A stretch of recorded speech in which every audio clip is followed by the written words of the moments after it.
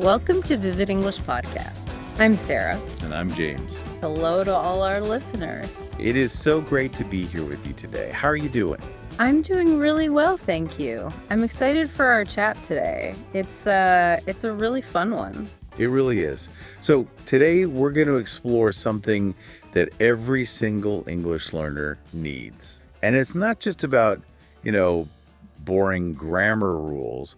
It's about connecting with people. Exactly. We're talking about sharing your life experiences, telling those little stories about the things you've done. And a great way to do that is with a game, right? The Have You Ever game. Yes. But that's where people sometimes get a little stuck. Oh, for sure. I know a lot of our listeners get a bit confused. They get mixed up about which tense to use when. It's a very common problem. So our mission today is pretty simple. What's that? We want you to master the present perfect tense so you can feel totally confident sharing your stories. No more getting confused about time. That sounds perfect. Okay, so let's get into the details. Where should we start? Let's start with what we call the magic formula. The magic formula. I like it. It sounds fancy, but it's simple. Okay, so for everyone listening, especially our beginners, the structure is just 3 parts. First, you need your subject. Right. Like I, you, or she. Then the helping verb, which is have or has. Mm-hmm. And third, the past participle. We often just call this V3, right? Yep. Subject plus have plus V3. That's it. But the big question is, when do we use it? This is the absolute key, the most important rule. You use it when the time is not important. The time is not important. Not at all. We don't say when something happened. We only care that it happened at some point in your whole life. Ah, okay. So it's all about the experience itself, not the date on the calendar. Precisely. I have a little analogy I like to use here. Do you have a bucket list? Oh, definitely. That's the list of things you want to do before you kick the bucket. Exactly, like visiting the pyramids or learning to surf. Well, think of the present perfect as your life bucket list. When you ask, have you ever been to Paris? You're just asking if that item is checked off the list. Oh, that's a great way to think about it. You're not asking when they checked it off, just if there's a check mark. It's just a yes or no. Yeah. I love that. Okay, so before we start playing the game, we need to talk about that third part, the V3. Ah, yes. The past participle. This is where it can get a little tricky, especially with those irregular verbs. Yeah. We call these the tricky 3 because we hear learners make these mistakes all the time. Let's break them down. Okay, first one is the verb go. This is a big one. The forms are go, went, been. Go, went, been. So why do we usually use been for experiences and not gone? Great question. When we talk about life experiences, been means you went somewhere and you came back. Ah, so the trick is complete. Exactly. You're here now telling me the story. I have been to Japan means I went and I returned. I see. And gone. If you say he has gone to Japan, it usually means he's still there. He hasn't come back yet. That's a huge difference. Okay, super helpful. What's number 2? The second tricky one is eat. Everyone loves talking about food. Oh, yes. So the forms are eat, eat, eaten. Let's really hear that last one. Eaten. Eaten. You have to get that N sound on the end. That's the one. I often hear, I have ate sushi. Yeah, that's not quite right. It has to be, I have eaten sushi. Or, to sound even more natural, you can say, I've eaten. I've eaten. That sounds much better. Okay, and the third one. But third one is see. The forms are see, saw, seen. Seen. Again, it's that N at the end. Make sure you pronounce it. Seen. Right, so you would say, I've seen that movie before.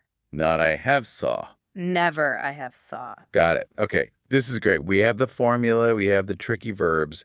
But now we get to the part that confuses everyone. Oh, What's that? The conversation. You ask the question perfectly. Have you ever eaten crickets? Okay. The other person says, yes, I have. And then nothing. Silence. They don't know what to say next. Yes, I know exactly what you mean. The conversation just dies. It does. So how do we fix that? How do we keep it going? We need a bridge. A bridge. I call it the bridge technique. Imagine you are literally crossing a bridge from one grammar tense to another. Okay, I'm listening. You start on one side with the opener. That's your present perfect question. Have you ever tried skydiving? Okay, the general bucket list question. Right. Now, if the answer is yes, you have to cross the bridge. You must switch to the past simple to give all the specific details. Wait, so the moment I say when or where or who, I have to change the grammar? Yes, that's the secret. The moment you are telling the specific story, you are in the past. So you use the past simple. Okay, let's try the skydiving example. Go for it. Ask me. Okay, have you ever tried skydiving? Yes, I have. See? Now I want to know more. So I crossed the bridge. I did it 2 years ago in Hawaii. It was amazing. Wow. So you didn't say I have done it 2 years ago. No, absolutely not. Because I gave you a specific time. 2 years ago, I had to use past simple. I did it. That is such a common mistake. I have seen him yesterday. I hear that all the time. All the time, but it's wrong.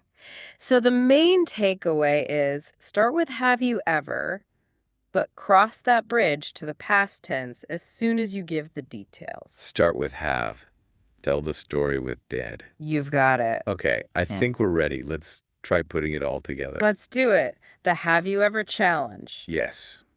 We'll role play a few questions. Yeah. And for everyone listening, pay attention to the grammar, but also just notice how a fun conversation can start. Sounds great. Where are we starting? Let's start with a classic, travel. Okay, my turn to ask. Hmm. Have you ever traveled solo to a foreign country? Great question. Yes, I have. I went to Italy all by myself about 5 years ago. Wow, really? How was that? Did you like it? I loved it. I was a little nervous at first, but it felt so free. I ate so much incredible pasta. Uh-huh, I bet. And notice the switch. I went to Italy. I ate pasta. All past simple. Exactly. I'm telling the story of that specific trip. Okay, your turn. Let's do food. Always a good one. Have you ever eaten something that looked really scary but tasted amazing? Yes. Yes, I have. Okay, I need to know. What was it? I tried fried tarantula in Cambodia. No, you did not. I did. I was at a market and my friend dared me.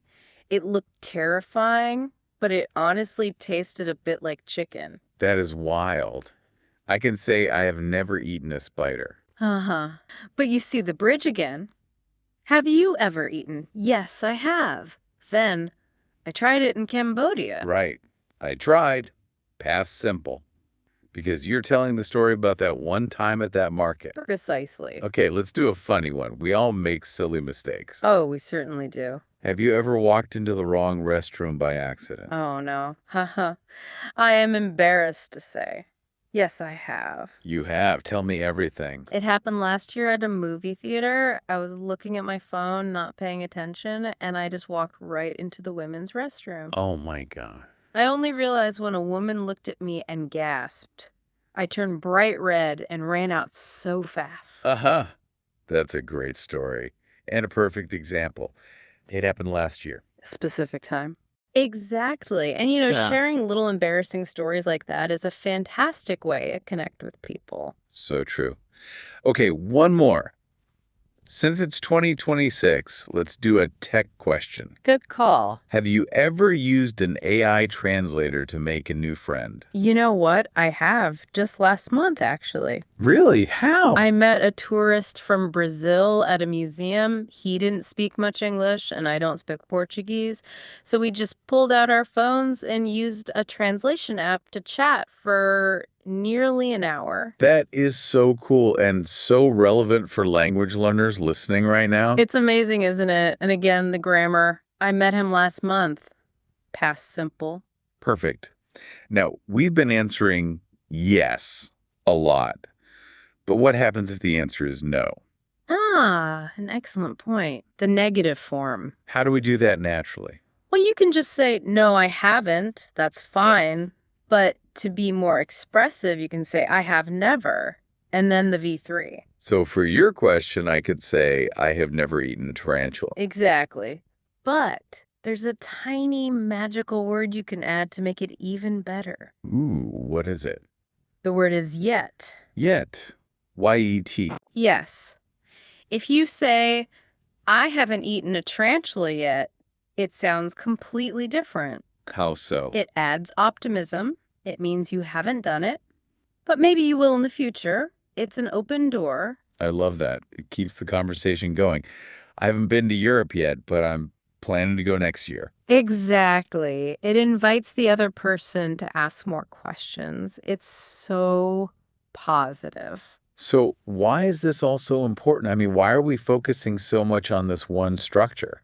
Well, it's about so much more than just grammar. It's about connection. Have you ever is probably the best small talk tool in the English language. It really is, isn't it? It shows you're curious about someone's life, their story. You're not just talking about the weather, you're trying to find that common ground. That's so true. The moment you find out someone else has also accidentally walked into the wrong restroom, you have an instant connection. Uh-huh, exactly. And hey, here's a quick tech tip for 2026. Ooh, I'm ready. Since we're talking about bucket lists, there are all these amazing apps now where you can make your own digital bucket list. Oh, that's a cool idea. You can track your experiences, add photos, and even share them with friends or communities around the world. So you can literally say, I've checked scuba diving off my list, and I did it because of this app. I'm downloading one of those right after we finish. I want to see how many things I can check off this year. It's a great way to stay motivated. Well, it looks like we're just about at the end of our time. We are. But before we go, I have one last have you ever question for you. A final challenge. Okay, what is it? Have you ever finished a full 25-minute podcast without making a single dad joke? Uh-huh. That is a very, very specific question. Well, have you? To be honest, I haven't done that yet. Uh-huh. I knew it. Well, there's always hope for the future. Maybe next time. This has been so much fun. I really hope everyone listening feels ready to go out there and start some amazing conversations. I'm sure they do. Just remember the magic formula. Watch out for those tricky 3 verbs. And always use that bridge to tell your amazing stories. And don't forget the power of yet. Absolutely. Thank you all so much for joining us today. It's always such a pleasure. Please don't forget to subscribe and catch our next episode on the Vivid English Podcast. Yes. Be sure to tune in to Vivid English Podcast next time. We can't wait to see you then. Have a wonderful week, everyone. Bye-bye.